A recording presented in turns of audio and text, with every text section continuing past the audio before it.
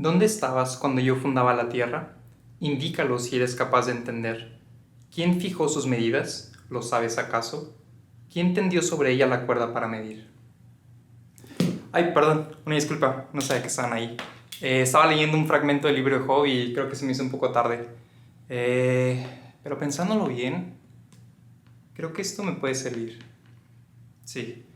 Pero bueno, vamos a empezar.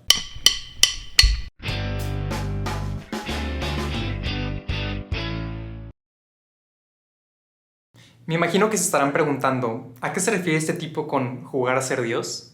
Bueno, déjenme les explico. Jugar a ser Dios se refiere a todos esos momentos de nuestras vidas en donde intentamos sustituir a Dios. Esto puede ser desde tratar de controlar todo en tu vida, tratar de llenar vacíos emocionales con otras personas o inclusive, lamentablemente, acabar con una vida. Naturalmente, cuando el ser humano siente angustia o agonía por un problema de la vida, este tiende a querer resolverlo todo inmediatamente sin realmente detenerse a analizar cuáles son las mejores opciones. Y si algo tengo por seguro es que de una u otra forma la vida te va mostrando que ese no es el camino, ya que en algunas ocasiones el resultado termina siendo mucho peor. Por ejemplo, sobre preocuparte por tus necesidades básicas genera ansiedad, la búsqueda de las riquezas materiales genera avaricia, la búsqueda del amor a través de los deseos carnales genera lujuria, llenar vacíos emocionales a través de la satisfacción física lleva a la gula, la falta de humildad y agradecimiento llevan a la envidia y a la ira, y finalmente todo esto está encapsulado en el pecado capital más peligroso de todos, la soberbia. La soberbia de sentir que todo lo puedes, todo lo sabes y todo lo eres. La soberbia, en términos espirituales, se define como el amor propio descontrolado. Un amor propio que no te deja ver más allá de ti, sumamente ligado con el narcisismo.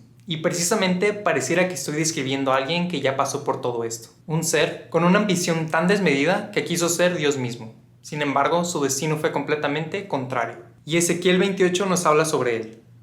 Eres un modelo de perfección, lleno de sabiduría y de acabada hermosura. Estabas en Edén, el jardín de Dios, recubierto de piedras preciosas. Yo había hecho de ti un querubín protector, con sus alas desplegadas. Eras irreprochable en tus caminos desde el día en que fuiste creado, hasta que apareció tu iniquidad. A fuerza de tanto traficar, tu interior se llenó de violencia y caíste en el pecado. Tu corazón se llenó de arrogancia a causa de tu hermosura. Corrompiste tu sabiduría a causa de tu esplendor. Estos fragmentos de Ezequiel nos hablan sobre el inicio de Lucifer y su caída como Satanás. Pero Isaías 14 nos narra la intención detrás del suceso. ¿Cómo has caído del cielo, lucero, hijo de la aurora? Tú que decías en tu corazón, subiré a los cielos. Por encima de las estrellas de Dios, construiré mi trono. Me sentaré en la montaña de la asamblea divina, en los extremos del norte. Escalaré las cimas de las nubes, seré semejante al Altísimo. Y precisamente ese fue su error. Lucifer demostró que una vasta sabiduría puede caer con la más mínima pizca de soberbia, ya que la soberbia hace que utilices tus dones para satisfacerte a ti mismo y colocarte en un trono el cual no mereces. Pero esto realmente me pone a pensar y preguntarme, entonces, ¿cuál es nuestro lugar como humanos en todo esto, si es que existe alguno? Bueno, nuestro lugar es precisamente todo lo contrario a jugar a ser Dios. A nosotros nos toca entender nuestro lugar como parte de la creación y reconocer a Dios como el Altísimo, el único que merece ser glorificado. Eso significa precisamente saber que no lo podemos todo y que tampoco lo podemos saber todo. Y precisamente hay un libro en la Biblia que nos narra exactamente todo esto.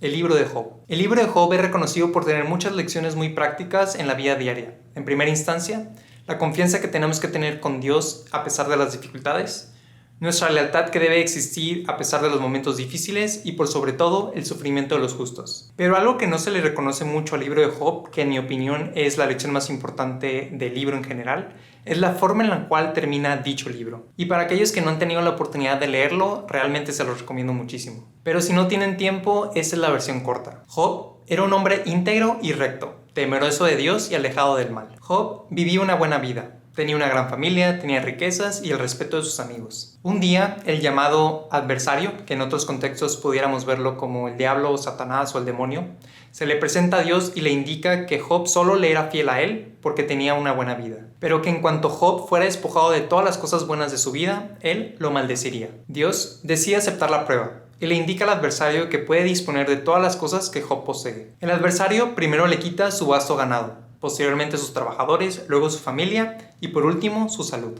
Y en el transcurso del libro, Job va tratando de resolver la siguiente pregunta. ¿Es acaso Dios un ser justo? En este camino se le presentan a Job 3 amigos, los cuales tratan de convencerlo de que tal vez él cometió algún pecado que lo hizo merecedor del castigo de Dios. Job, al saber que esto no era cierto, llega a la conclusión de que esto solo podía significar que Dios no era un ser justo. Y en esta incesante montaña rusa de emociones, Job le exige a Dios una explicación del por qué le están pasando dichas cosas si él era un hombre justo. Y de las 28 páginas que tiene el libro de Job, 24 de ellas tratan sobre cómo Job va encontrando explicaciones, conclusiones y suposiciones sobre cómo Dios es. Finalmente, después de que Dios lo dejó hablar y hablar y hablar, por fin en las últimas 4 páginas inicia su momento de réplica diciendo: ¿Dónde estabas cuando yo fundaba la tierra? Indícalo si eres capaz de entender. ¿Quién fijó sus medidas? ¿Lo sabes acaso? ¿Quién tendió sobre ella la cuerda para medir? Y posteriormente Dios continúa con una serie de sucesos referentes a la creación. Pero termina todo esto con la siguiente frase: indícalo si es que sabes todo esto. 24 páginas que para algunos de nosotros pueden ser 24 días de reclamos, 24 semanas de angustia, 24 meses de dudas o inclusive 24 años de estar alejados de él. Y esta es precisamente la lección más importante que el libro de Job quiere recalcar, en mi opinión. El cómo Dios, a pesar de no tener la necesidad, nos escucha reclamarle y llegar a conclusiones falsas del por qué ha hecho las cosas, asumiendo que nuestra inteligencia y sabiduría se equiparan con la de él, y que somos capaces de llegar a respuestas divinas con una mente humana. Así como Job, cuando a nosotros nos pasa algo malo en nuestras vidas o en la vida de los que nos rodean, decimos comentarios como: de seguro te pasó tal situación porque Dios se está preparando para algo, o a esa persona le está yendo mal porque Dios la está castigando. Y a pesar de que algunas de estas frases no tienen una mala intención, realmente se está utilizando el nombre de Dios afirmando algo de lo cual no estamos seguros. Y exactamente a eso se refiere el segundo mandamiento: no tomarás el nombre de Dios en vano. Esto es lo mismo que hizo Job al nombrar a Dios como un ser injusto, sin entender realmente todo lo que estaba pasando. ¿Y cómo termina el libro de Job?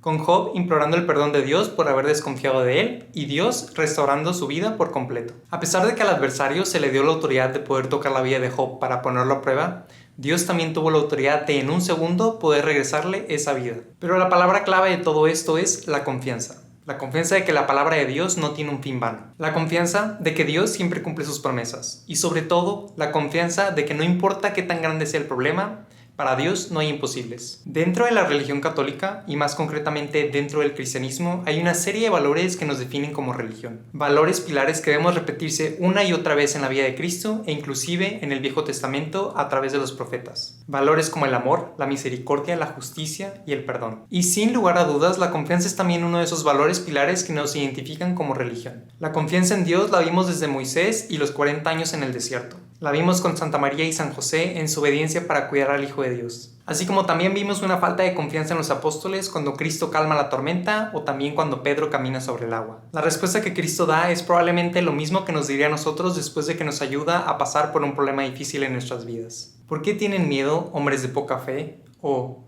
hombre de poca fe, ¿por qué dudaste? Y ya para finalizar, lo único que te quiero decir con este video es que todos tenemos que aprender a soltar. Soltar lo que no eres y lo que nunca serás, y mejor, perfeccionar lo que sí tienes que ser. Suelta tus preocupaciones, suelta tu ego, suelta tu sobrecontrol, suéltalo todo, y solo confía en Dios. Deja de jugar a ser Dios, y deja que Dios sea Dios, y que Él se encargue de las cosas de Dios. No hay forma en la cual tú conozcas mejor sus planes, ni forma en la cual tú puedas ejecutar mejor sus acciones. No importa el tamaño del problema, solo déjalo en las manos de Dios y confía. Porque tal y como dijo Cristo en Mateo 6:27, ¿quién de ustedes, por mucho que se inquiete, puede añadir un instante al tiempo de su vida?